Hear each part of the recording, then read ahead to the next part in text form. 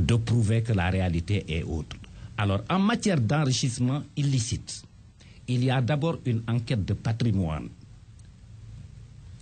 qui établit que la personne dispose d'un patrimoine ou mène un train de vie sans rapport avec les revenus légaux qu'on lui connaît. Et les revenus des personnes concernées par ce délit, ils sont connus. D'autant plus que les fonctions qu'ils exercent sont incompatibles avec l'exercice d'une autre fonction pouvant leur permettre d'avoir d'autres revenus qu'on ne leur connaît pas. Maître Ndiaye, dans cette histoire d'enrichissement illicite, est-ce que les corps de contrôle ont failli dans le travail? Non, c'est qu'on a décidé de mettre entre parenthèses ou de mettre sous le coude, les rapports des corps de contrôle. Nous avons plus ne serait-ce que la CENTIF, à un certain moment, on avait 200 rapports. Il dépendait simplement de qui de droit d'ordonner que des poursuites soient effectuées. Aujourd'hui, même à l'heure où vous parlez, ils sont en train de travailler. Mais ces rapports sont dans les tiroirs. Parce que les Sénégalais se posent des questions par rapport à cette histoire d'enrichissement illicite. Comment se fait que le corps de contrôle qui devait faire le travail ne l'ont pas fait ou bien ont dû le faire? Ça n'a pas été mis devant les juridictions pour les juger. Est-ce qu'il n'y a pas une complicité de ces corps de contrôle? Oui, manifestement, il y a une absence de volonté politique. Quand on veut lutter contre la corruption, quand on veut lutter contre les prévarications, les détournements de deniers publics, et que vous avez des corps de contrôle aussi élogés, aussi compétents que la Cour des comptes et l'inspection générale qui produit des rapports, mais si vous n'exploitez pas ces rapports, vous les mettez dans les tiroirs et vous dites que j'ai mis le coude sur les rapports, c'est que vous ne voulez pas lutter contre la corruption. Et si vous choisissez un délit comme l'enrichissement illicite, vous passez à côté. Parce que vous n'aurez jamais une décision qui sera acceptée. Et c'est une décision qui sera toujours contestée.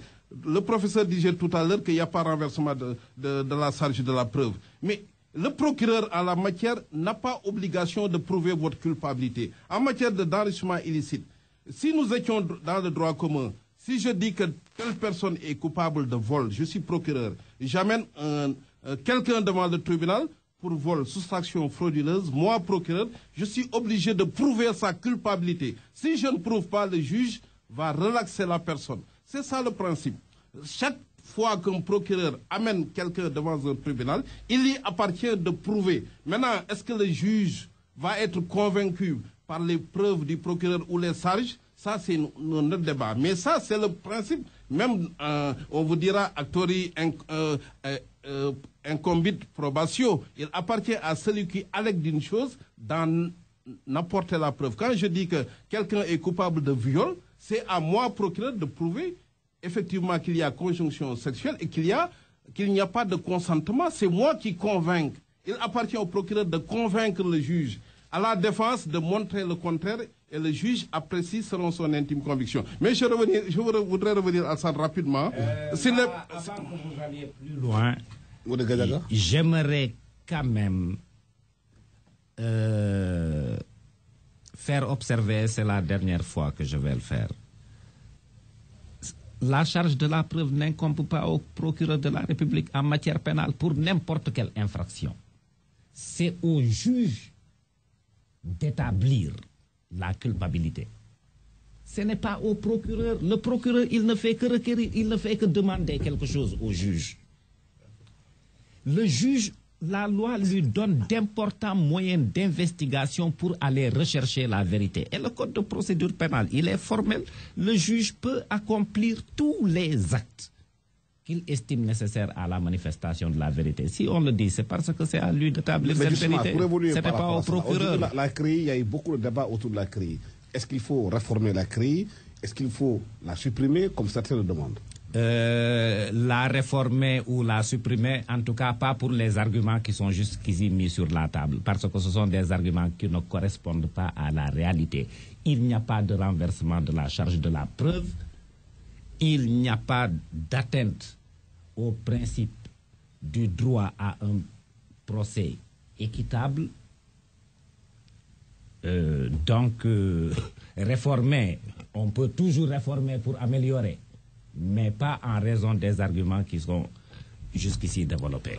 Maître Diomaye, est-ce qu'il faut réformer ou supprimer Non, je pense que la réforme s'impose d'elle-même. Je pense que même les juges se sont rendus compte de l'inadéquation entre leur formation reçue et le texte de la CREI. Même les juges, c'est là où je pouvais rejoindre le professeur, même les juges, en appliquant la loi, se comportent comme si nous étions dans le droit commun. C'est-à-dire que le procès de Karim n'aurait jamais dû durer autant de temps. Pourquoi? Dès lors qu'on a fait l'enquête d'enrichissement et dès lors que le parquet a ficelé l'enrichissement qui est supposé, en tout cas relevé du patrimoine, en tout cas de M. Karim Wade, on devait lui opposer cette enquête d'enrichissement et lui demander dès l'entame d'audience d'apporter les preuves du caractère licite.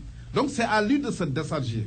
Je vous donne un exemple. Si vous lisez l'arrêt, par rapport à un point précis, à une villa qu'il a acquise en France en vertu d'un prêt, le juge dit, même s'il est vrai qu'il a apporté la preuve du prêt, il n'a pas apporté la preuve qu'il a remboursé selon des revenus à partir de revenus licites. Donc non seulement tu dois prouver que tu as acquis selon un mode qui est reconnu légal, indépendamment de la donation, mais même pour l'argent que tu aurais dépensé pour rembourser le prêt, tu dois apporter la preuve du caractère licite de cet argent. Pour vous dire que tu ne peux pas échapper. Tu ne peux pas échapper. Mais est-ce qu'il ne fallait pas aussi donner aux avocats tout le temps pour défendre le client, pour éviter qu'on dise qu'il y a une justice expéditive aussi? Oui, je dis que c'est la CREI qui n'est pas conforme à une justice équitable. Tout à l'heure, monsieur le professeur, vous disiez que c'est les mêmes règles qui sont appliquées devant les tribunaux. Non. Au niveau de la CREI, on dit que ce sont, par rapport au débat et à la procédure, ce sont les règles du Code de procédure pénale. Mais par rapport à la loi, c'est la loi de la CREI qui est spéciale.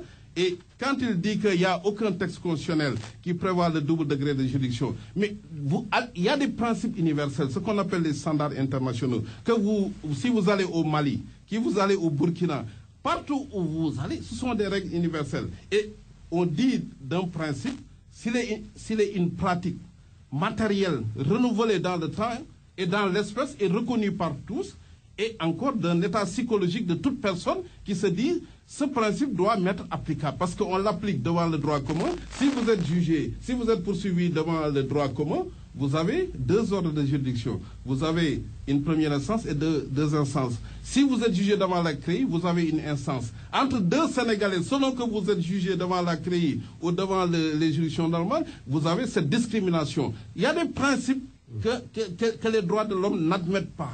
On ne peut pas dire que, parce qu'au niveau du tribunal départemental, on dit que pour 250 000, on n'a pas besoin d'aller en appel. Le juge statue en dernier ressort. Tout le monde est d'accord parce qu'on ne peut pas engorger. C'est le quantum qui est minime qui justifie qu'on ne permette pas que des gens fassent du dilatoire. Si vous allez devant le tribunal militaire, évidemment, c'est des professionnels. Devant la cour d'appel pour les avocats, devant la cour d'assises, maintenant, vous avez l'appel. On ne peut pas toujours tirer vers le bas. Nous, notre combat, c'est d'aller vers le haut. Il faut faire en sorte que toute personne qui soit poursuivie puisse bénéficier d'un procès juste et équitable. C'est le seul combat. Ça, c'est votre combat. Moi, mon combat, c'est le droit. C'est ça. Et je répète que la Cour de répression de l'enrichissement illicite n'est pas une juridiction spéciale, elle est simplement spécialisée. Et lorsque vous dites que le principe du double degré de juridiction, c'est un principe universel, aucune juridiction du fond n'aurait pu alors rendre une décision en premier et dernier ressort. Et vous savez que, et d'ailleurs, la CREI a pris le soin d'énumérer toutes les juridictions dont les décisions peuvent être rendues en premier et dernier ressort sans que personne n'ait décrié cela. Hein?